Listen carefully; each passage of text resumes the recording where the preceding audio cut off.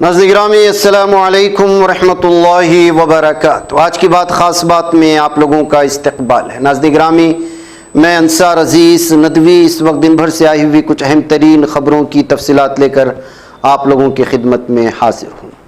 तफसीलात में जाऊँ उससे पहले आप लोगों को इत्तला कर दूँ कि पहाड़ी इलाक़ों में होने वाले राशन किश्त तकसीम का मुकम्मल तौर पर इस वक्त मुख्तलिफ़ बस्तियों में काम चल रहा है और आप ही लोगों के ताउन से सारा काम चलता है।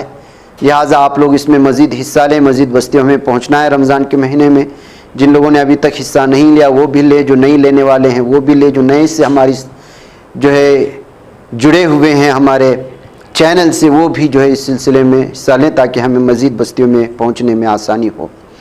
मज़ीद दुआएँ हो रही हैं आपके सामने, अगले प्राइम टाइम में पेश की जाएंगी आप तमाम लोगों के लिए, क्योंकि हर बस्ती में आप लोगों के लिए दुआएँ होंगी। आइए, व्हाट्सएप के नीचे नंबरात दिए जा रहे हैं, उस पर अगर आप व्हाट्सएप करेंगे तो आपको तफसीलात मिलेगी। पहली खबर की जानिब बढ़ते हैं। ईरान और इसराइल के दरमियान छिड़ी शदीद जंग ने अब आलमी शक्ल इख्तियार कर लिया। अमेरिका भी पूरी ताकत के साथ इस जंग में कूद पड़ा है और खलीजी खित्ते के 10 से ज़ायद ममालिक किसी न किसी सूरत में इसमें शामिल हो चुके हैं। इस दौरान सिल्क सिटी के नाम से मशहूर ज़िला भागलपुर रेशम की सनत के लिए जाना जाता है। बिहार के करघों की आवाज़ जो कभी 18 घंटे तक गूंजती थी अब महज 5 से 6 घंटे तक सिमट करके रह गई है। दरअसल इसराइल ईरान की जद में सिल्क सिटी भागलपुर के तकरीबन 25 करोड़ रुपए के ऑर्डर मनसूख हो चुके हैं इस जंग की वजह से, जिसकी वजह से यहाँ के कारीगरों को बहुत बड़ा नुकसान पहुंचा है इस जंग की वजह से। ईरान की supreme leader Ayatollah Ali Khamenei की मौत की खबर के बाद उत्तर प्रदेश की राजधानी लखनऊ में शोक की लहर दौड़ गई।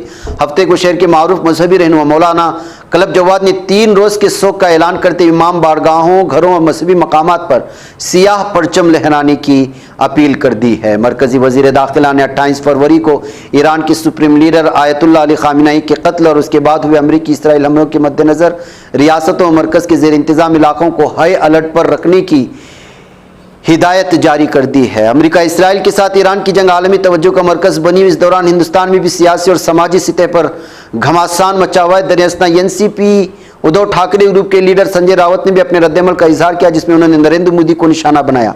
संजय रावत ने कहा कि पीएम मोदी को अपने दोस्तों को कहना चाहिए कि बहुत हो चुका है और इस जंग को रोकना चाहिए। हिंदुस्तान के मौके पर बात करते संजय रावत ने कहा, अगर सदर ट्रंप हिंदुस्तान और पाकिस्तान के दरमियान जंग रुकवा सकते हैं तो मोदी इतने बड़े लीडर हैं, वो विश्वगुरु हैं, इसलिए ईरान और इसराइल के दरमियान जंग रुकवाना चाहिए। उधर जम्मू कश्मीर के डोडा जिले में पीर की सुबह हल्के जलजले के झटके महसूस किए गए, जिसकी शिद्दत रेक्टर स्केल पर 2.2 थी। ताहम किसी जानी या माली नुकसान की कोई इत्तिला नहीं मिली है। उधर बिहार में गुज़श्ता रोज सराय थाना इलाके के गांव अनवरपुर में एक ऐसा दिल दहला देने वाला वाक़या पेश आया जिसने पूरे इलाके को हिलाकर रख दिया है। यहाँ एक घर के आंगन में बने सेप्टिक टैंक की सफाई के दौरान दम घुटने से एक ही खानदान के 4 लोगों की मौत हुई। मुतवफ़ियों में बाप, बेटा और 2 भाई शामिल हैं। हादसे की खबर ने इलाके को गमज़दा कर दिया। पुलिस अब इस मामले की तहक़ीक़ात कर रही है। नाज़रीन, इलेक्शन कमीशन ऑफ इंडिया मगरबी बंगाल में आइंदा असम्बली इंतखाब की तैयारियों के मुतालिक पीर और मंगल को अहम जायजा इजलास मुनक़िद करेगा। ये मीटिंगें रियासत में वोटर लिस्ट की खुसूसी गहरी नजर सानी के अमल और हतमी वोटर लिस्ट की इशाअत के बाद की सूरत हाल का जायजा लेने के लिए बुलाई गई है। सुप्रीम कोर्ट की हिदायत के मुताबिक अदालती फैसले के लिए भेजे गए नामों को छोड़कर हतमी वोटर लिस्ट शाई की जा चुकी है। नाज़रीन, अमेरिका और इसराइल की जानिब से ईरान पर किए गए मुश्तरका फिजा हमले के बाद मशरिक़ वस्ता की सूरत इंतहाई धमाका खेज हो चुकी। इस हमले में सुप्रीम लीडर की शहादत के बाद ईरान की जानिब से खलीजी ममालिक में वाक़ अमेरिका के फौजी अड्डों को निशाना बनाए जाने के बाद ज़मीन से लेकर आसमान तक अफरा तफरी मची, जिसकी वजह से मशरिक़ वस्ता की फ़िज़ाई हदूद को बंद करना पड़ा। इस सूरत हाल में फ़िज़ाई खिदमात या मनसूख कर दी गई हैं या मुतबादिल रूट के ज़रिए तवील मसाफत तय करके अपने मंजिल पर पहुँचने की कोशिशें हुई हैं। ज़ायरीन को मुश्किलात का सामना करना पड़ रहा है। एनसीपी के सीनियर रहनुमा महाराष्ट्र के कदावर लीडर अजित पवार की तैयारा हादसे में दर्दनाक मौत से लवाहिकीन अब भी सदमे में हैं। हादसे के तकरीबन 1 माह बाद महाराष्ट्र के साबिक नायब वज़ीर आला अजित पवार के बेटे जय पवार ने सोशल मीडिया प्लेटफॉर्म इंस्टाग्राम पर एक वीडियो शेयर करते हुए लिखा, मैंने अपने वालिद को खो दिया है। उधर दोस्ती और रिश्तों में धोखाधड़ी की बहुत सी कहानियां आपने सुनी होगी, लेकिन अर्जेंटीना के शहर फार्मोसा से एक ऐसा मामला जिसने सबको दंग कर दिया है। खातून ने अपनी ही भाभी को अपने बॉयफ्रेंड से डेटिंग करते हुए रंगे हाथों पकड़ लिया और सबसे चौंका देने वाली बात यह है कि भाभी अपने दोनों नंदों की बेहतरीन दोस्त थी और एक ही घर में रहती थी। नाज़रीन, इसराइली वज़ीर-ए-आज़म नेतन्याहू के दफ्तर पर मिसाइल से हमला हुआ है। IRGC के दावे से नई हलचल शुरू हो चुकी है। फिजाया कमांडर के ठिकाने पर भी हमला किया गया है। हमले के बाद इस्राएली क़यादत में हलचल का दावा ईरान की इस्लामिक रिवोल्यूशनरी गार्ड्स ने किया है। और इसके अलावा नाज़रीन गिरामी, इस वक्त सूरत हाल ये है कि नेतन्याहू जिंदा है या कहीं किसी मुल्क भाग गए हैं, मुख्तलिफ खबरों में घिरा हुआ है, इसलिए कि पूरी तरह से दावा किया जाया है कि नेतन्याहू जिस वक्त हमला किया जा रहा था वो अपने दफ्तर में मौजूद थे। उधर अमेरिका के कई जंगी तैयारे तबाह हो चुके हैं। ईरान के बाद कुवैत ने भी इस बात की तस्दीक कर ली है और उसकी वीडियोस इस वक्त वायरल हो रही है जो हमने प्राइम टाइम में दिखाई।